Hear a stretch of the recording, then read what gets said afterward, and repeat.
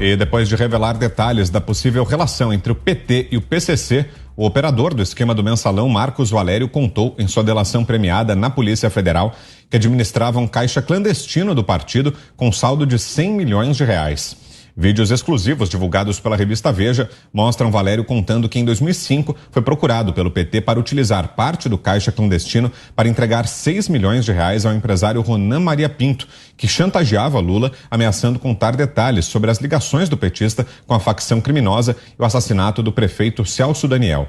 O dinheiro, segundo o operador, não era problema. Eu simplesmente, eu tinha muito mais que os 6 milhões na mão deles. Eu tinha umas 10 vezes mais do que isso na mão. Então, pagar os 6 milhões não era o problema. Em seguida, o delator contou que evitou fazer o pagamento porque deduziu que o caso envolvia o assassinato de Celso Daniel. Condenado por corrupção, Marcos Valério cumpre pena em regime domiciliar. Sua delação premiada foi homologada no Supremo Tribunal Federal pelo ex-ministro Celso de Mello. Mota. Pois é, a gente precisa prestar bastante atenção a essa história. Vamos lembrar aqui o que o Marcos Valério falou. Ele disse que no primeiro dia da CPI dos Correios, ele recebeu a visita do senhor Paulo Okamoto.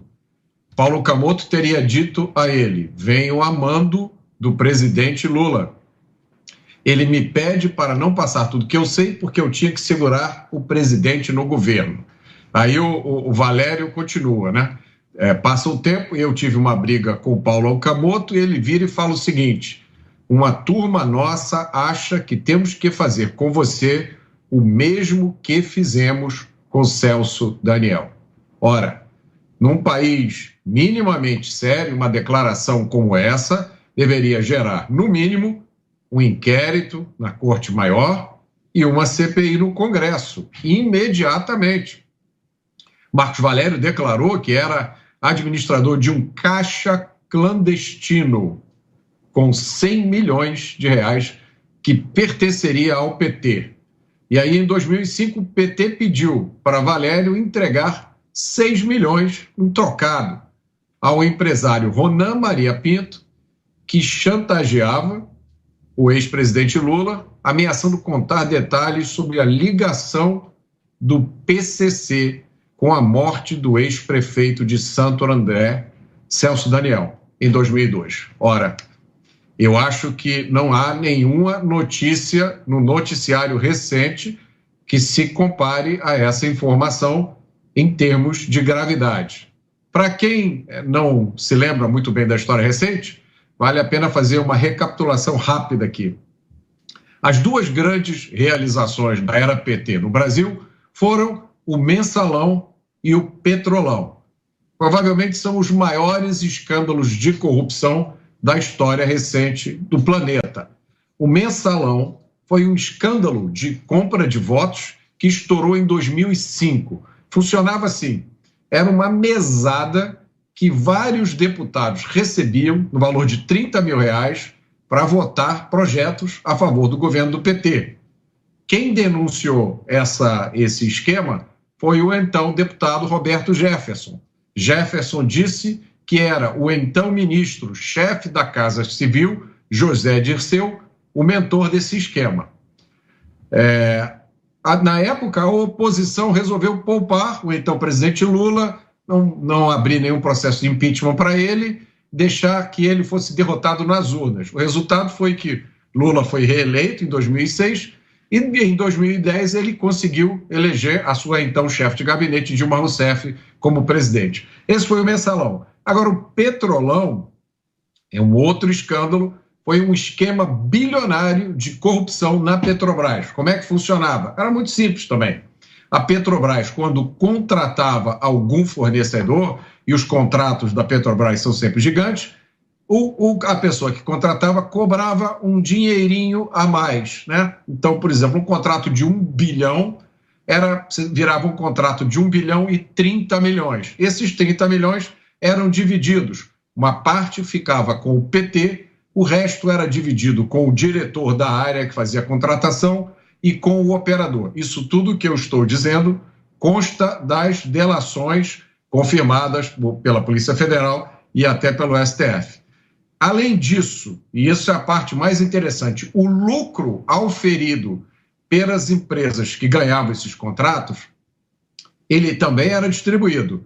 Uma parte ia como doação em campanhas eleitorais de políticos envolvidos, outra parte ia para o exterior e outra parte era desviada por meio de compras e reformas de imóveis, por exemplo, triplex e sítios. As principais obras envolvidas, aqui vale a pena prestar atenção, as principais obras envolvidas no esquema do Petrolão foram a refinaria Abreu e Lima, aquela que deveria custar 2 bilhões e acabou custando 20 bilhões. Agora vocês já sabem por quê. O Comperj, o complexo petroquímico aqui do Rio de Janeiro, a refinaria Presidente Getúlio Vargas, no Paraná, e a famosa refinaria de Pasadena, no Texas, que tinha sido comprada pouco antes por 80 milhões de dólares e 2 anos depois foi comprada pela Petrobras por mais de 1 bilhão de dólares. No Mensalão e no Petrolão estão as sementes da crise de corrupção sem fim na qual o Brasil se encontrou. Nessas obras do Petrolão estão a semente da insuficiência de abastecimento do Brasil, que hoje afeta a nossa capacidade de reagir à crise do petróleo. E você, Cristina Grêmio, que achou de todas essas declarações que têm vindo a público da delação de Marcos Valério, Cris? Eu concordo com o Mota que é a notícia mais importante do momento e é surpreendente que ela não esteja repercutindo em absolutamente todos os veículos de imprensa. Então, aquela mesma imprensa que é rápida em condenar quem é denunciado por assédio sexual ou um ex-ministro da Educação que eventualmente teria ajudado a levar pastores para não sei onde, facilitado não sei o quê, denúncias por enquanto meramente vazias fazem um escândalo, páginas e páginas de jornais, semanas a fio, sem falar o que fizeram na CPI da Covid, né, com aquelas vacinas que nunca foram compradas, mas seriam a prova da corrupção no governo Bolsonaro.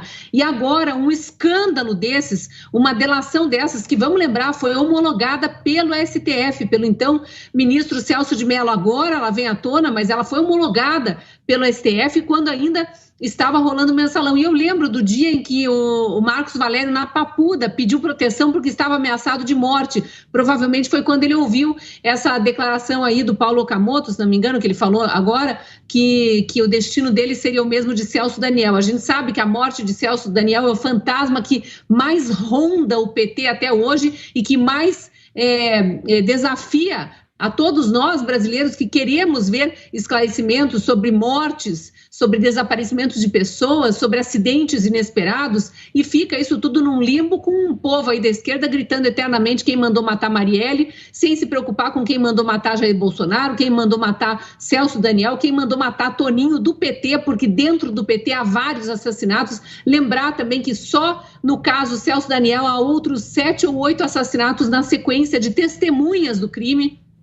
Mataram o legista que descobriu que ele tinha sido violentamente torturado por 2 ou 3 dias antes de ser morto. Então, não só foi um crime hediondo, como extremamente hediondo. Ele foi um crime muito cruel. Ficaram torturando, arrancaram depois as pontas dos dedos para não ser identificada digital, furaram todos os dentes com broca de dentista, segundo aquele legista, enquanto ele ainda estava vivo. E depois esse legista foi morto. O garçom que sempre servia Celso Daniel no restaurante que ele frequentava com muita assiduidade, foi morto porque poderia ter ouvido conversas dele. Então é uma sequência de crimes ali até hoje não explicados, e teve troca de delegado que investigava. Então tem muita coisa para se descobrir nesse crime do Celso Daniel, mas há sempre essa cortina de fumaça porque envolve o PT. Era um integrante do PT que se rebelou contra o esquema de superfaturamento de contratos do PT e de roubo mesmo, de caixa 2, de extorsão a empresários do transporte ali na região de Santo André, onde Celso Daniel era prefeito, e depois disso a gente viu que foi o embrião do Mensalão e o embrião do Petrolão. Marcos Valério me faz lembrar também da figura de José Dirceu. Eu estava aqui pesquisando enquanto o Mota falava, porque o José Dirceu ele está solto dessa segunda vez, que foi as condenações na Lava Jato, que foram mais de uma, por conta daquela manobra no STF, uma das muitas, né, de não aceitar mais a prisão após condenação em segunda instância. Por isso que ele foi solto. Mas antes, em 2016, ele tinha sido solto de uma condenação de 8, 10 anos lá do Mensalão por indulto da ex-presidente Dilma. Resolveu indultar um dos criminosos maiores do PT, que era o braço direito do ex-presidente Lula. Então, veja que é um monte de crime em sequência, ali, envolvendo sempre com um perdão por conta de apadrinhamento ou por conta de aparelhamento de cortes superiores, que fazem manobras aí muito estranhas,